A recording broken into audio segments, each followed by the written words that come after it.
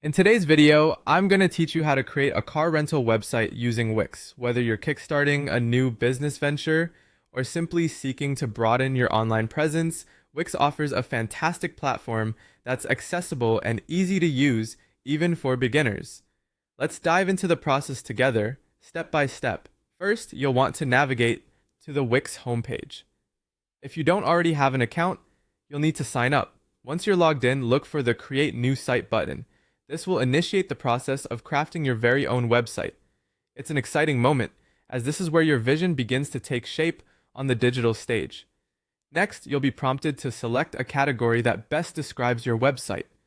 For a car rental business, you'll want to select categories like travel and services, then more specifically, car rental or transportation. Choosing the appropriate category helps in setting up tailored features and templates that align with your business goals. Now let's talk about customization, starting with your homepage. The homepage is crucial as it often serves as the first impression for potential clients. Here you can modify text, images, and layout to suit your business style. This is your canvas. Be creative, but keep